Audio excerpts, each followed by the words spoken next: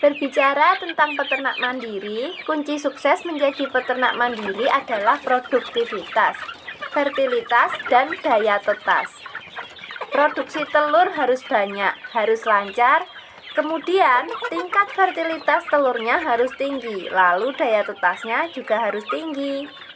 Selain ketiga hal tersebut, masih ada lagi hal penting yang bisa kita lakukan untuk meningkatkan keuntungan. Kami ya.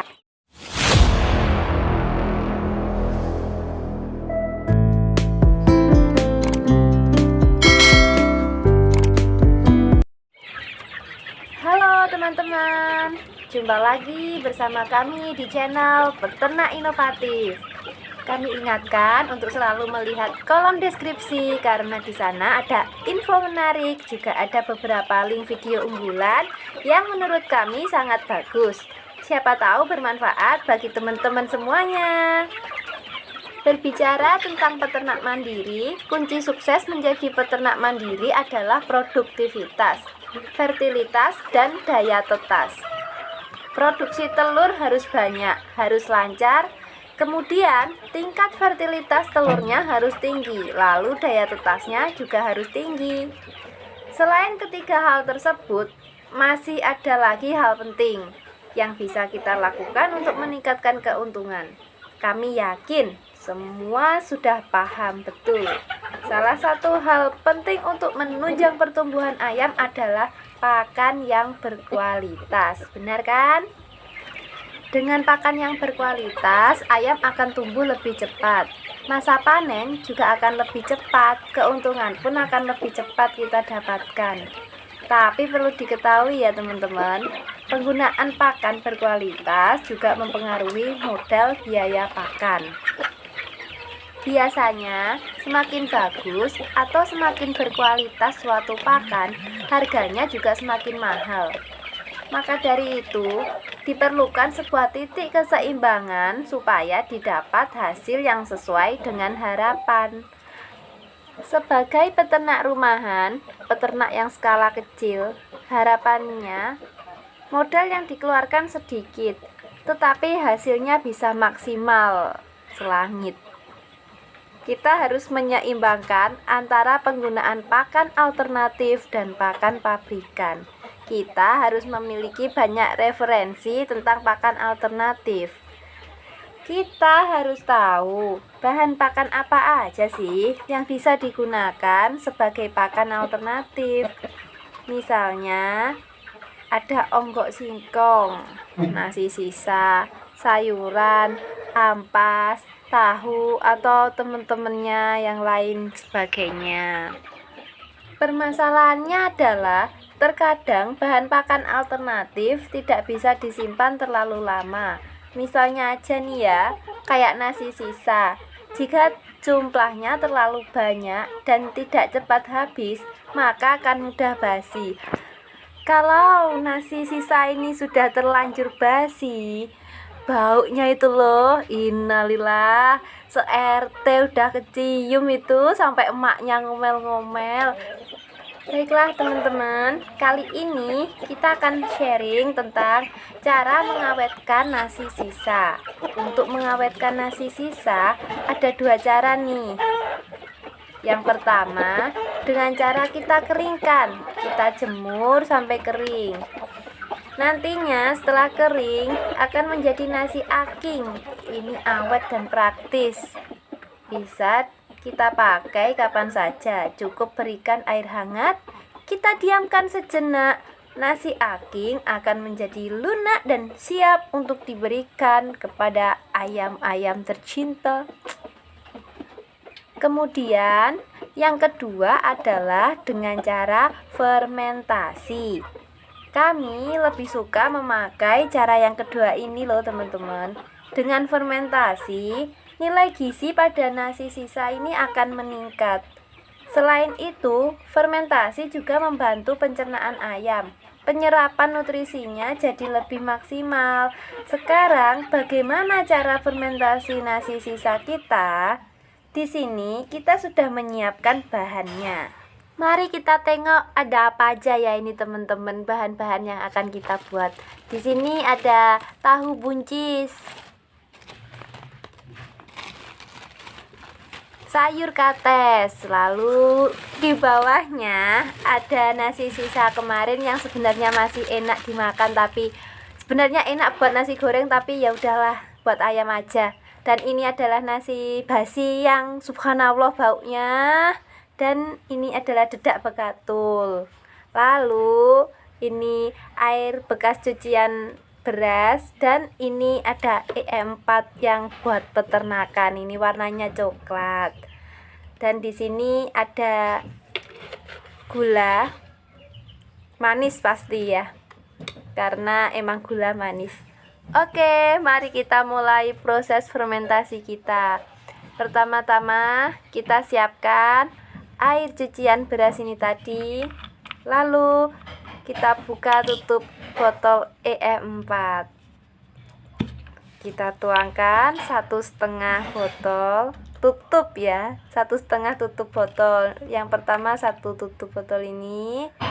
Kemudian kita tambahkan 1/2 tutup botol lagi, seperti ini. Lalu kita tuangkan. Oke, sudah tertuang. Kita kesampingkan dulu E4 nya, dan kita ambil gula pasir. Kita 1 sendok saja cukup, begitu, 1 sendok munjung ya teman-teman. Lalu kita aduk-aduk, boleh pakai sendok, pakai tangan, pakai jari, nggak apa-apa. Kita aduk-aduk langsung pakai jari ya, daripada sendok kita yang kotor dan males nyuci, mending kita langsung pakai jari seperti ini aja. Kita aduk-aduk sampai larut ya teman-teman. Oke, sudah. Sekarang kita diamkan dulu sekitar 15-20 menit ya teman-teman, agar gula dan E4 bisa larut sempurna. Sambil menunggu cairan gula dan E4 nya larut, kita bisa mengolah yang lainnya. Kita siapkan ember dulu, kita pindah sini dulu ya teman-teman ya. Di sini lebih terang dan luas. Setelah ini kita akan mengaduk pakannya ya teman-teman. Kita ambil kardus dulu untuk menyangga kamera, biar lebih mudah kita mengaduknya dan terlihat jelas. Kita cari posisi yang pas dulu. Sebentar. Oke, ini sudah pas ya teman-teman. Kita tuang nasi sisa yang baunya subhanallah tadi, ya Allah. Ini yang mengolah ini pasti ini udah nahan banget baunya, karena baunya udah kliyeng-kliyeng. Kita ambil bahan-bahan kita yang lain tadi ya. Di sini ada sayur kates yang enak ini sebenarnya teman-teman, tapi udah buat ayam aja lah, nggak apa-apa. Lalu kita tadi punya ini tempe buncis tahu ya, campur aja semuanya.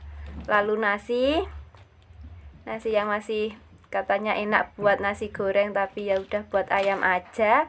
Kita campur semuanya. Terakhir kita tambahkan dedak bekatul tadi ya teman-teman. Oke, sudah tercampur ini semuanya. Kita tinggal mengaduk-ngaduknya.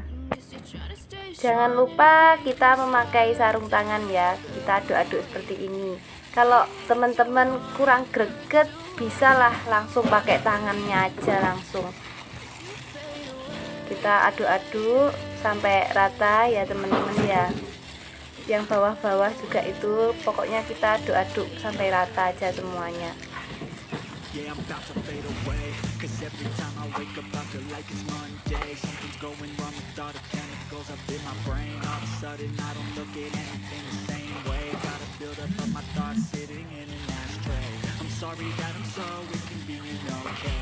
Let me be me and stay out of your way. I can see the way you look at me, I'm such a disgrace. I never really asked to be brought into this place. You wanna love me, well then baby I have a taste. All the highs and the lows, no you'll never be the same. Lanjut, kita tuangkan larutan gula dan E4 yang sudah kita racik tadi. Oke, kita siram seperti ini.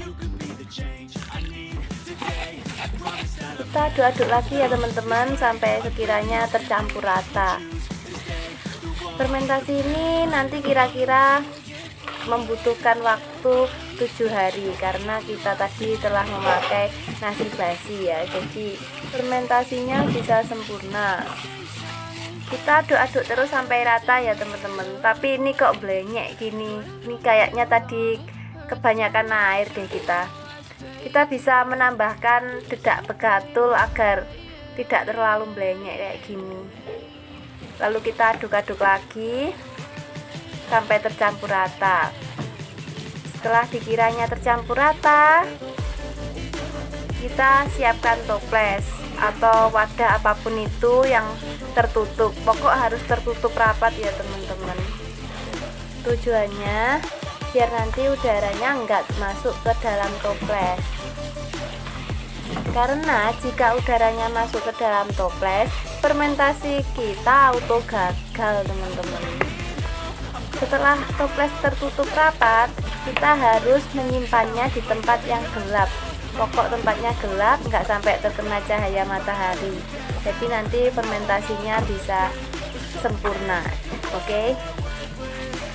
Baiklah teman-teman, itu tadi sharing-sharing kita hari ini. Teman-teman jangan lupa cek deskripsi di bawah ya. Pasti akan menemukan informasi menarik yang pasti akan berguna buat teman-teman. Oke?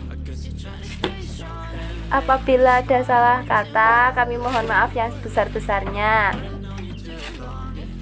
Tetap raih cita-cita kalian. Salam sukses. Bye-bye teman-teman. You fade away,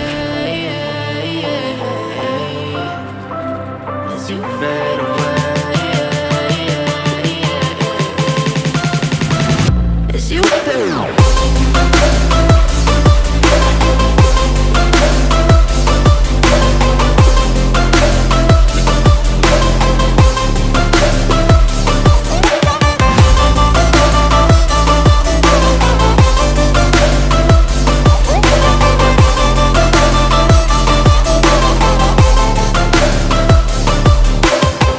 I know you told your friend you're not okay, and tell me what's wrong and why you never said you felt that way.